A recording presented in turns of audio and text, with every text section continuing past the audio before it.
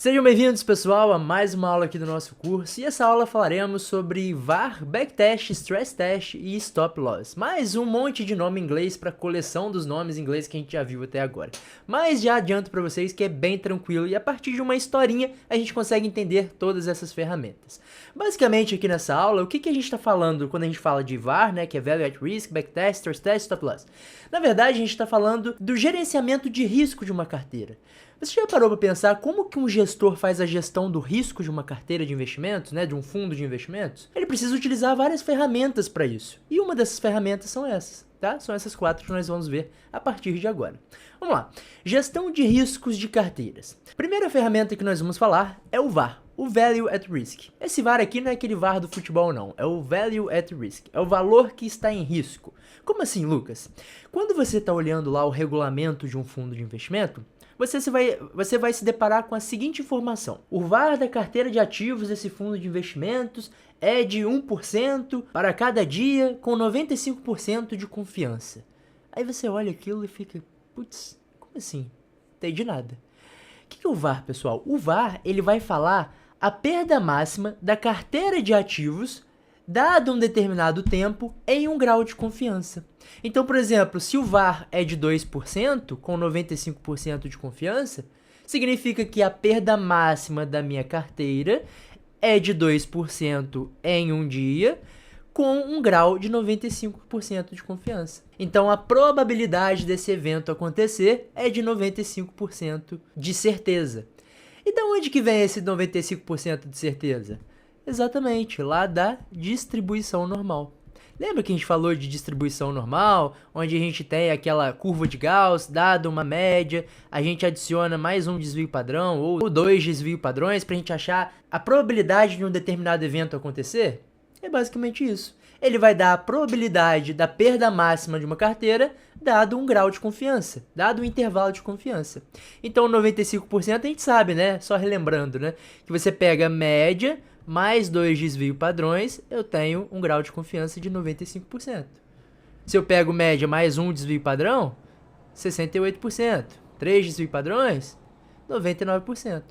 Então, o que ele vai fazer? Ele vai pegar a rentabilidade histórica desse fundo, vai tirar a média, vai tirar o desvio padrão, e a partir da média e desvio padrão, ele vai conseguir dizer pra gente a probabilidade da nossa perda máxima nesse fundo. Então, quando você olha o regulamento do fundo e estiver escrito VAR 1% barra 1 dia barra 95, significa que a perda máxima que você vai ter naquele dia é de 1%, dado um grau de 95% de confiança.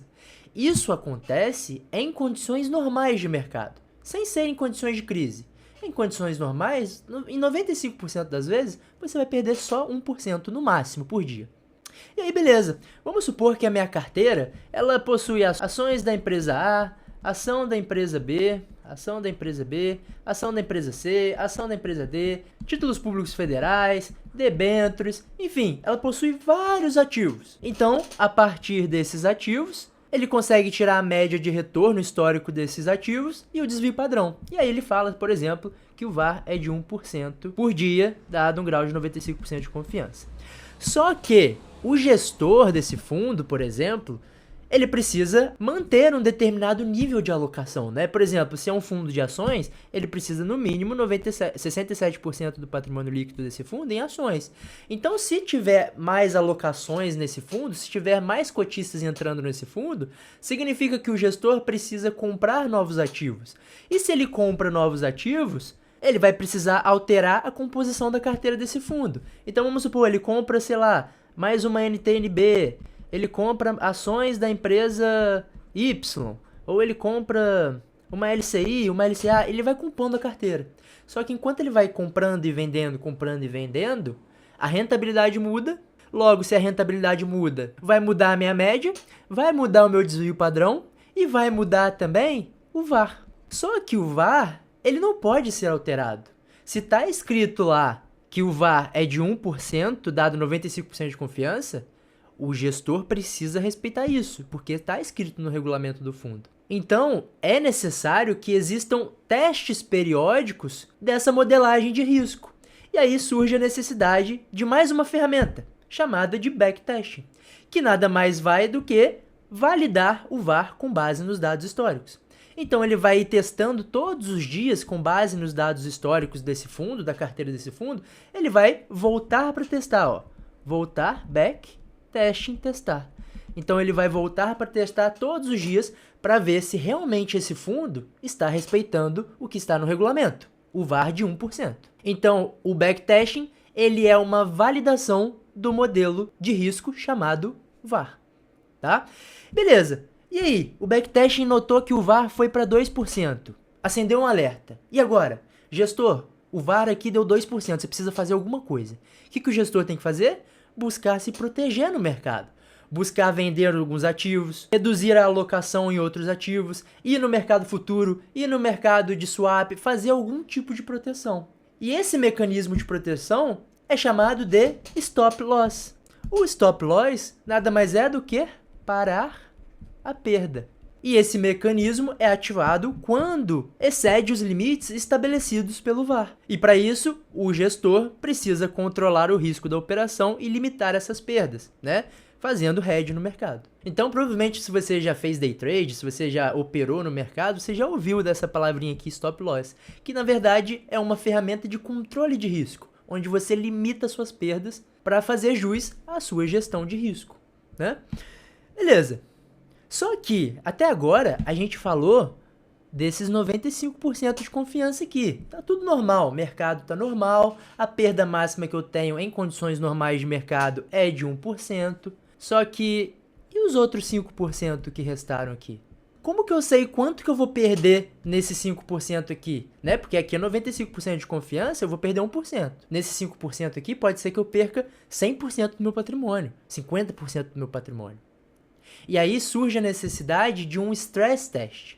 O stress test ele vai calcular o prejuízo em situações caóticas do mercado. Em situações de pandemia, em situações de guerra, em situações de hiperinflação, quando o dólar dispara, quando o preço da commodity dispara. São condições anormais de mercado, são condições de estresse do mercado, quando o mercado está estressado. Então, ele serve para complementar o VAR. O VAR ele mede os 95%. O stress test vai medir esses 5% aqui.